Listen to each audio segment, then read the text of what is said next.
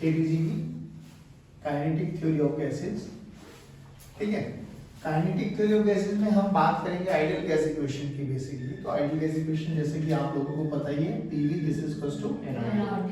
अब थोड़ा थोड़ा जल्दी जल्दी बोलना, P क्या होता है? Pressure, V number R reverse process, T temperature, kelvin में डिग्री सेल्सियस में, केल्विन। ये ध्यान रखना। ओके, एन की वैल्यू नंबर ऑफ मोल्स, नहीं गिवन मास बेसिकली क्या होते हैं? मोलर मास, हाँ, तो total mass by molar molecular mass ये होता है ना।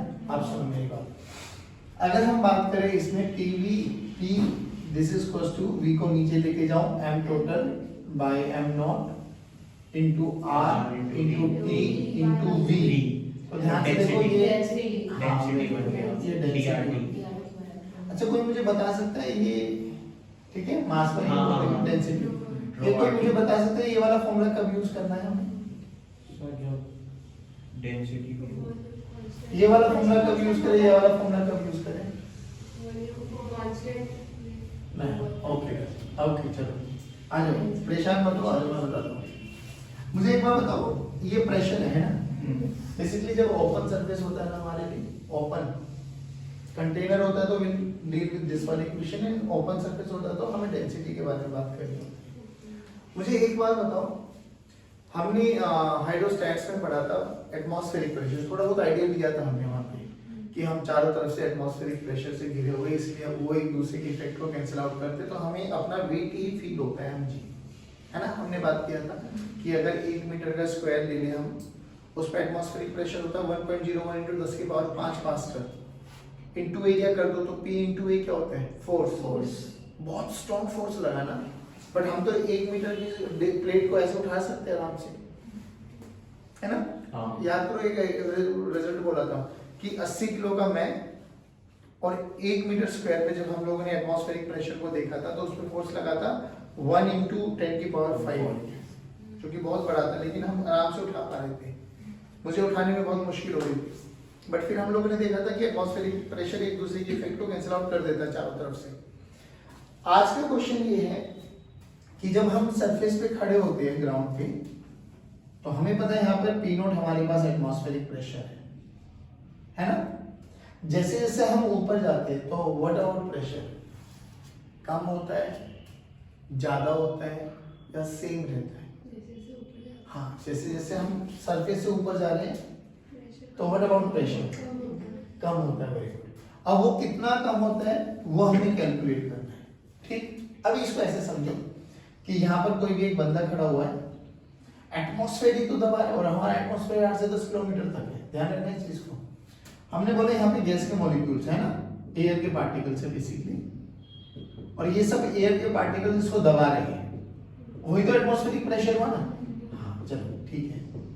अगर मैं थोड़ा ऊपर आ गया, अब मैं यहाँ पे आ जाऊं तो एयर के पार्टिकल्स कम हो गए, तो बेसिकली प्रेशर कम होना चाहिए, बट कितना कम होना चाहिए, that is what we have to calculate. Now उसके लिए क्या करें? देखो, हमें इतना तो समझ में आ गया, इस पूरे प्रोसेस के लिए हम अपन ये मान के चले कि टेम्परेचर क्या है बेटा, कांस्टेंट, ये मान के चलेंगे। और जो ये एयर है इसका मॉलिक्यूलर मास भी हमें गिवन है m0। m0 क्या है? Molecular mass of air, molecular mass of air. ठीक है, अब सुनो, तो अब हमें क्या पता, हमें नहीं पता, हमें बोला गया कि pressure as a function of y निकालो। चलो चेक करते हैं कि y हाइट पे जाने के बाद प्रेशर का क्या वेरिएशन आता है। तो हमें बड़ा सिंपल सी बात है, क्यों ना हम y पे जाके प्रेशर वैरी कर रहे हैं, तो y पे जाके dy का एक छोटा सा एलिमेंट, छोटा सा सरफेस एरिया चूज कर लेते हैं, जिसका एरिया ऑफ क्रॉस सेक्शन ये है बच्चों, ध्यान रखना। हाँ, तो देखो अब इस पे चारों तरफ से एयर प्रेशर लगा रही होगी, इधर से मान लो P, अब यहाँ पे ये dy है, तो ऊपर से प्रेशर लग रहा होगा। अब मुझे नहीं पता ये प्रेशर कम हो रहा है ज्यादा हो रहा है, लेट्स चेक इट आउट। हमें क्या पता, P यहाँ पे कितना मान लेते हैं, P प्लस dP। dP बहुत छोटा सा चेंज, घट रहा होगा तो नेगेटिव आ जाएगा, बढ़ रहा होगा तो पॉजिटिव का पॉजिटिव रहेगा, उसमें कोई दिक्कत। अच्छा, अब इस पे कितना प्रेशर लग रहा होगा, कितना फोर्स लग रहा होगा। अच्छा, इधर वाले के इफेक्ट को कैंसिल आउट कर देगा, तो उसको काउंट करने की कोई आवश्यकता, तो विल डील विद वर्टिकल। तो वर्टिकल में देखो, ऊपर प्रेशर इनटू एरिया, नीचे प्रेशर इनटू एरिया, और भी कुछ लगे रहते हैं नीचे। हाँ mg किसका, जो ये छोटा सा कॉलम माना है ना उसका वेट, तो m इंटू जी इसका वेट भी लगेगा। तो नीचे लगने वाला, अब जो कि हमें पता है चारों तरफ से फोर्स बराबर ही लगेगा है ना, तो केवल और केवल हमें mg ही फील होता है। चलो तो बोलो ऊपर से कितना फोर्स लगा, P plus dP into A, pressure into area, plus m into G, ये किसके बराबर है, P इंटू A। नीचे लगने वाला मस्ट बी इक्वल टू, यहाँ तक बताओ कोई दिक्कत? चलिए अब क्या करना है, सोल्व कर लो। PA plus DPA plus m into G plus PA is equal to PA। m को देख क्या लिख सकते हैं, मास को डेंसिटी की टर्म्स में बोलो, m this is equal to rho into rho into volume को क्या लिख सकते हैं, एरिया इनटू लेंथ। एरिया कितना है, a है, लेंथ कितनी है, dy, तो रो इनटू a इनटू dy। बोलो यहां तक कोई दिक्कत? सॉल्व करो, देखो ध्यान से। v भी तो है, नहीं सॉरी कुछ नहीं, PA plus dP into A plus में rho a rho into A into dy into G, P into A। देखो A A A A cancel out, P P cancel out, तो will get dP plus this is equal to minus rho dy minus rho dy G into D। Minus sign क्या बता रहा है, मुझे pressure reduce हो रहा है, decrease हो रहा है as we go goes on, मतलब अबव द अल्टीट्यूड्स अगर हम जा रहे हैं। तो अब इसको चेक करो। अब ध्यान से देखने वाली क्या बात है, सेम टेम्परेचर पे ध्यान रखना बच्चों, ये प्रेशर आ गया, ये डेंसिटी आ गई और ये वायु आ गया आपके पास, लेंथ, ये तीनों के तीनों वेरिएबल है आपके पास। जैसे जैसे हम जा रहे हैं कांस्टेंट टेम्परेचर पे प्रेशर घट रहा है तो डेंसिटी भी घट रही है, तो प्रेशर भी वेरिएबल है, डेंसिटी भी वेरिएबल है। और जरूरी नहीं मैं यहीं पे अब इस 2 मीटर पे जाके वाई लूं, कोई 1 मीटर पे लेगा, कोई 4 मीटर पे लेगा, तो कोई 6 मीटर पे, तो डिवाइड भी चेंज हो रहा है। तो ये तीनों के तीनों वेरिएबल है। तो इन तीनों वेरिएबल को क्या करना है, हमें तीन वेरिएबल से इंटीग्रेशन इम्पॉसिबल है हमारे लिए, तो कहीं ना कहीं इनको इंटर कन्वर्टेबल करना पड़ेगा हमें। तो क्या करो, इस इक्वेशन से, इक्वेशन नंबर स्टार से डेंसिटी की वैल्यू निकालो इन टर्म्स ऑफ P। देखो P वेरिएबल है तो P के साथ इंटीग्रेशन है, RT m नॉट सब कांस्टेंट है, तो डेंसिटी की वैल्यू देखो क्या आ गई हमारे पास, डेंसिटी की वैल्यू आ गई P m not by RT। बोलो यहां तक समझ में आया? अब इस इक्वेशन को उठाओ, यहां पे पुट करो, देखो क्या हुआ, dP this is equals to minus rho rho की वैल्यू रखते हैं यहां पे, P m not by RT into G into dy। Integrate करो, P को हटा के P की टर्म्स में ले आओ। अब देखो कहां से y as a function of वो निकालना है, तो 0 से लेके जब y यहां पे था तो 0, तो y पर जब y 0 है तो प्रेशर कितना है, P नॉट, और किसी भी पॉइंट पर प्रेशर कितना आ जाएगा, P। क्या इसका इंटीग्रेशन आता है हमें, बोलो 1/x dx log of x, हाँ log of P limit P not से P minus m not RT G constant y का इंटीग्रेशन y लिमिट y से 0 तो y into m not into G by RT, upper limit minus lower limit, तो ये क्या बन जाएगा, log of P minus log of P not, तो ये क्या बन जाएगा, log of P by P not, तो log of P by P not नहीं है बच्चों, और ये आ गया minus y m not G by RT। क्या दोनों तरफ एंटी लॉग ले लूं, तो लॉग कैंसिल आउट, तो लॉग कैंसिल आउट हो गए, क्या बन गया, P by P not this is equal to E, ये पूरा का पूरा फंक्शन y में e की पावर में चला जाएगा, कितना, y G m not by RT। तो P as a function of y ये आ गया हमारे पास, P नॉट e की power minus y G m not by, एक अच्छा सा रिलेशन है ना, कि जैसे जैसे हम ऊपर जाते चले जा रहे हैं प्रेशर एक्सपोनेंशियली कम होता जा रहा है। बात समझ में आ रही, पक्की बात। ये क्वेश्चन याद रख लो तो इसमें कोई बुराई नहीं है, बट ये समझ में आना चाहिए कि जैसे जैसे हम ऊपर जा रहे हैं सेम टेम्परेचर पे प्रेशर भी कम होता जा रहा है और डेंसिटी भी कम होती जा रही है। यहाँ से एक रिलेशन और याद रखना कि प्रेशर और डेंसिटी एक दूसरे पे डिपेंडेंट है ना। एक फॉर्मूला आएगा अभी आगे जाके जहाँ पी बाई रो का रेशियो आता है। तो कई बार पूछा जाता है प्रेशर बढ़ रहा है तो बताओ वेलोसिटी के बारे में क्या ख्याल है, तो बच्चा सिंपली बोल देता है pressure is directly proportional to velocity. वो ये इंपैक्ट भूल जाता है कि प्रेशर और रो का भी रिलेशन है भाई, प्रेशर भी रो पर डिपेंडेंट होती है। बात समझ में? तो ऐसे हम लोगों को पता है। सिमिलरली ऐसे एक क्वेश्चन और बनाया जा सकता है अगर आप बात करो तो, कि हमारे पास एक ट्यूब है जिसकी लेंथ L है, एरिया ऑफ क्रॉस सेक्शन भी दे देंगे, आपके पास मॉलिक्यूलर मास भी दे देंगे, आपके पास एंड सब कुछ दे देंगे, है ना। कि मान लो ये हमारे पास एक ट्यूब थी, ठीक, जिसकी लेंथ L मान लो और area of cross section A मान लेते हैं हम लोग, ठीक है। इसमें जो गैस है, आइडियल गैस इक्वेशंस को फॉलो करेंगे भाई सारे के सारे। इसका मास m0 मान लेते हैं, ये area of cross section, length सब कुछ है आपके पास, ज्यादा लेना हो तो n नेविगेबल नंबर ले लो आप। और इस रॉड को ना घुमाया गया है ऐसे ओमेगा से, ठीक है। तो हमसे बोला गया कि यहाँ पे मान लो x = 0 है, यहाँ पे x की वैल्यू L है, तो pressure as a function of x बताओ कि x पे जाके प्रेशर के बारे में क्या ख्याल है आपका, क्या प्रेशर कम होगा ज्यादा होगा, तो क्या होगा, we can not say anything. तो अपन को तो अभी भी वही तरीका है, क्या करो x पे जाके dx का एक छोटा सा एलिमेंट चूज कर लो। ध्यान से देखो इधर p प्रेशर है तो इधर कितना होगा बेटा, p + dp, p + अगर बढ़ रहा होगा तो प्लस में आ जाएगा, घट रहा होगा तो नेगेटिव में आ जाएगा, उसमें कोई दिक्कत। ओके, एक चीज और बताओ, जब ये घूम रहा है तो क्या एक सर्कुलर मोशन भी कर रहा है, तो और कौन सा फोर्स लगेगा, सेंट्रीफ्यूगल। किधर लगेगा, बाहर। कितना लगेगा,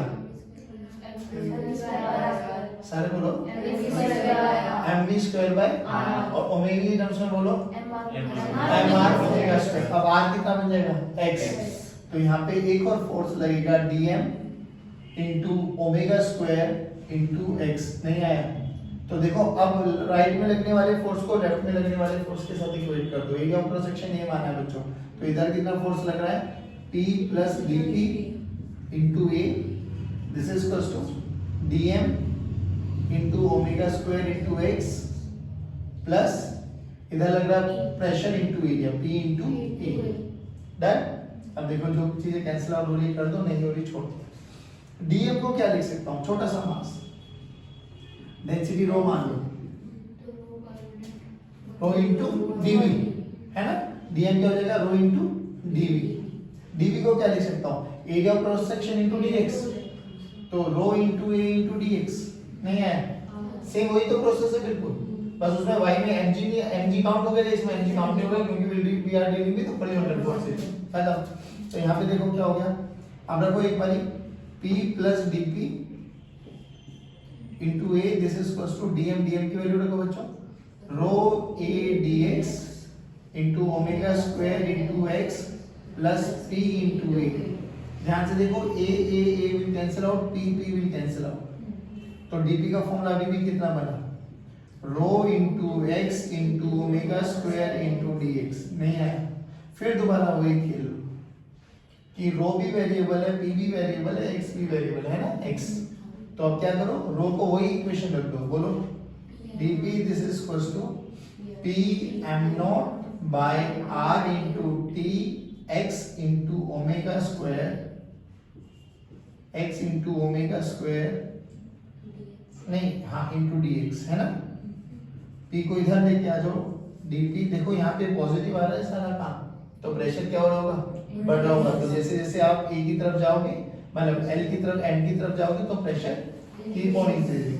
तो क्या होगा, dp by p this is equals to m0 by rt into omega square common x into dx।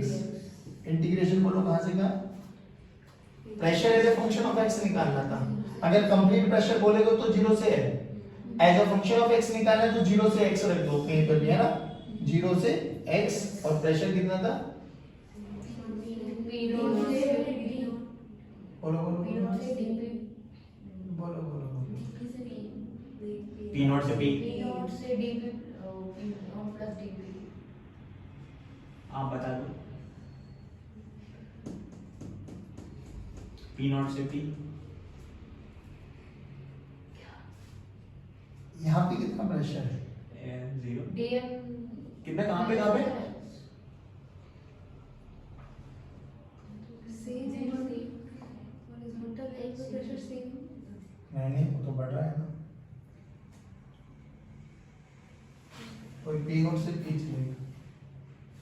यही तो बोल रहे मैं यही तो बोल रहा हूँ देर से। मैंने भी बोला था। कर लोगे उतार लो उसको, ठीक है। फिर वही आ गया, बोलो लोगो मैं डायरेक्ट कर दूं P by P not this is equals to M not omega square x square by 2RT exponential लो तो P this is equals to P not e की power M not omega square x square by 2RT same से function है बस, है ना। वहां देखो P equals to P not e की पावर, यहाँ पे माइनस था यहाँ पे प्लस, यानी जैसे जैसे हम आगे की तरफ जाएंगे तो प्रेशर बढ़ता चला जाएगा और उसमें जैसे जैसे ग्राउंड से ऊपर की तरफ जाएंगे तो प्रेशर घटता चला जाएगा। डन है।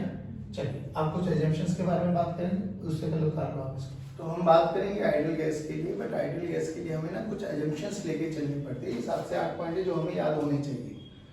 एक चीज और सुन लो पहले उससे, आइडियल गैस इक्वेशन आपको पता है PV इक्वल्स टू nRT ये होती है। इस काइनेटिक थ्योरी ऑफ गैसेस में ना हम बेसिकली माइक्रोस्कोपिक प्रॉपर्टीज के बारे में बात करेंगे, जैसे मोमेंटम, वेलोसिटी, है इनके बारे में।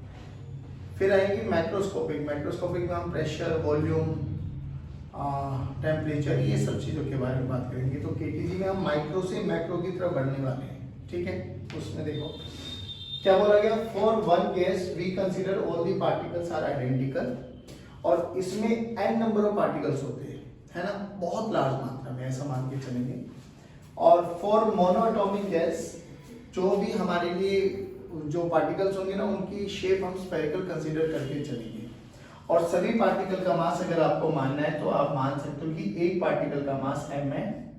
अगर यहाँ पे total number of particles n है तो जो टोटल मास होगा और टोटल मास को हम क्या लिख सकते हैं, n इंटू m। n कितने नंबर ऑफ पार्टिकल्स है और m एक पार्टिकल का मास, एक मॉलिक्यूल का mass, you can say number of molecules into molecule का मास, ठीक है। ये वाला पॉइंट सबसे इंपॉर्टेंट है क्योंकि अभी हम लोग बात करेंगे इंटरनल एनर्जी के बारे में और बाद में हम बोलेंगे कि वो काइनेटिक एनर्जी ही इंटरनल एनर्जी। ऐसा क्यों होता है, रीजन समझो।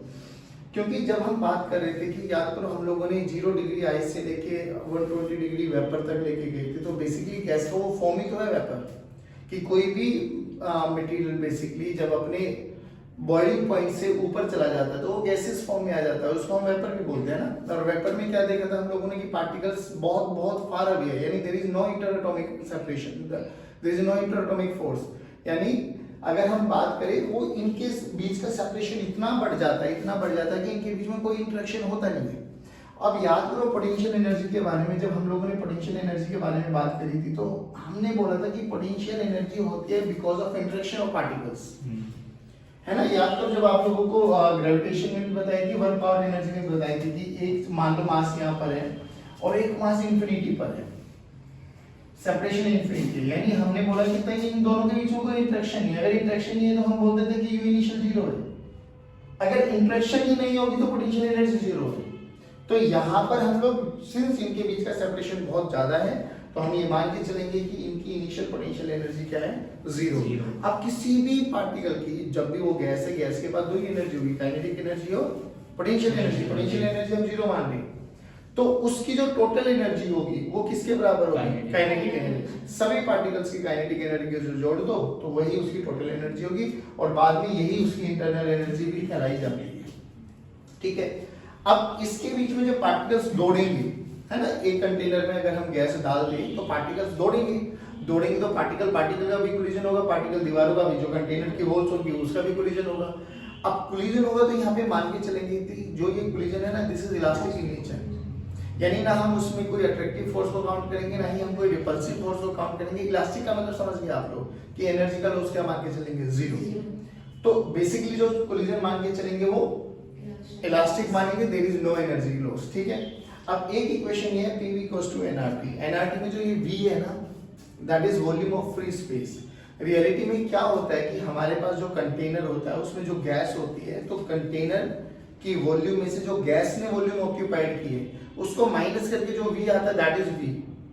बट हम ये मान के चल रहे हैं सारी की सारी स्टडीज कि बहुत बहुत दूर दूर है सेपरेशन है पार्टिकल्स, तो उनकी वॉल्यूम बहुत कम होती है as compare to the volume of the container. तो हम लोग ये मान के चलेंगे कि जो वॉल्यूम है वो पूरी की पूरी कंटेनर की वॉल्यूम है, गैस की वॉल्यूम को हम नेग्लिजिबल मान के चलेंगे इस केस में।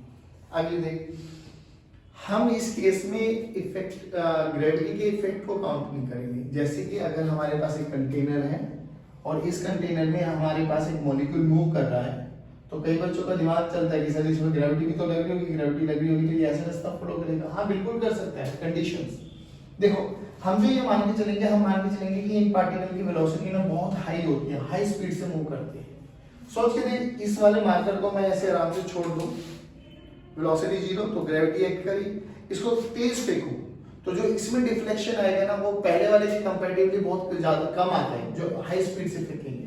तो जब हम इसको हाई स्पीड से फेंक रहे होते हैं तो, और जब हम इसको लो स्पीड से फेंकेंगे, लो स्पीड वाले पे ग्रेविटी ज्यादा एक्ट करती है, हाई स्पीड पे ग्रेविटी कम एक्ट करती है, जो कि इसकी स्पीड बहुत ज्यादा है। तो हम ये मान के चलेंगे कि इस पे ग्रेविटी का इतना ज्यादा इफेक्ट नहीं होता होगा। बात समझ में आ गई? तो हम ग्रेविटी के इफेक्ट को काउंट नहीं करेंगे। अब ये देखो, ये सारे के सारे पॉइंट्स है ना आपस में इंटर रिलेटेबल होते हैं। रीजन भी समझ में आता है कि आपके पास जो इक्वेशन है PV equals to nRT, n की वैल्यू को जब हम रखते हैं तो mass total by molecular mass P this is equals to divided by V कर दो, हाँ, इनटू n इनटू RT। ठीक है बच्चे, n into R into T है ना, ये आपके पास होता है। अब जब हम बात करें कि यहाँ पर अगर मैं बात करूं मास टोटल को क्या लिख सकता हूँ, मास टोटल को हम ये लिख सकते हैं, है ना, n इनटू m। देखो ध्यान से, P this is equals to n into m into RT by V into m not. सही है ना? यस। हाँ ध्यान से देखो, m हमारा वो है ना मोलर मास। हाँ बेसिकली नंबर ऑफ मोल्स है ना, और m हमारा मोलर मास है। हाँ तो ठीक है, ये मैंने सही लिखा है। हाँ और ये बात तो ये दोनों ये नॉट में हो जाएंगे दोनों m नॉट कैसे हैं? तो जब दोनों m नॉट होंगे तभी तो वो इक्वेशन ही होगी PV equal to nRT। Sir तो वही तो इक्वेशन दोबारा आ गई, फिर बात तो एक ही थी, हमने फिर n की वैल्यू के ऊपर बोली। तो ऐसा माने ना PV इक्वल टू nRT है, m नॉट अच्छा, m नॉट ये डिवाइड n by v क्या होता है? नंबर डेंसिटी में सही लिखा हूँ, ये गलत है ना? ये तो सही है सर। ये सही है, वो छोटा n नहीं होता ना, ये बड़ा n होता है ना, तो मैं सही तो लिख रहा हूँ। छोटा m लिखो बड़ा m लिखो, बात तो एक ही है। नहीं नहीं नहीं अच्छा आप ये नंबर वाला कैपिटल और स्मॉल n दोनों अलग अलग लिख सकते हो। अच्छा ये वाला कॉन्सेप्ट है। तो इसको बोला जाता है आपके पास number density, number of molecules per unit volume, this is number density. अब सुनो, तो यहां से नंबर डेंसिटी का फॉर्मूला निकालना बच्चों, n by v this is equals to p into m naught by m into r into t। अब देखो सर देखिए, एक second, m naught m r constant. Yes. अब हम ये कहते हैं कि अगर आइडियल गैस है, जो कि हमने बोला यहाँ पर वॉल्यूम नेग्लिजिबल है, तो नंबर डेंसिटी बताओ, कम से कम या ज्यादा से ज्यादा? कम से कम। सोच के देख, जितनी ज्यादा से ज्यादा होगी उतनी वॉल्यूम ज्यादा ऑक्यूपाई करेगी, तो हम इसको नेग्लिजिबल नहीं मान सकते। तो ये वाला पॉइंट ऑलमोस्ट सभी पॉइंट्स को कोरिलेट करते हुए चलेगा कि नंबर डेंसिटी कम से कम होनी चाहिए। और जब नंबर डेंसिटी के बारे में बात करें तो हम number density is directly proportional to p by t। तो एक आइडियल गैस के लिए ऐसा माना जाता है कि नंबर डेंसिटी कम होनी चाहिए। नंबर डेंसिटी कम होगी तो जितना दूर दूर हो, मतलब जितने कम होंगे उतने दूर दूर होंगे, जितने दूर दूर होंगे तो हम ये भी पॉइंट यहाँ से कोरिलेट कर सकते हैं कि उनके बीच का इंटरेक्शन नहीं होगा। इंटरेक्शन नहीं होगा तो पोटेंशियल एनर्जी जीरो होगी। बात समझ में आ रही है? अब नंबर डेंसिटी के लिए, आइडियल गैस के लिए माना जाता है कि नंबर डेंसिटी कम से कम, उसके लिए क्या होना चाहिए?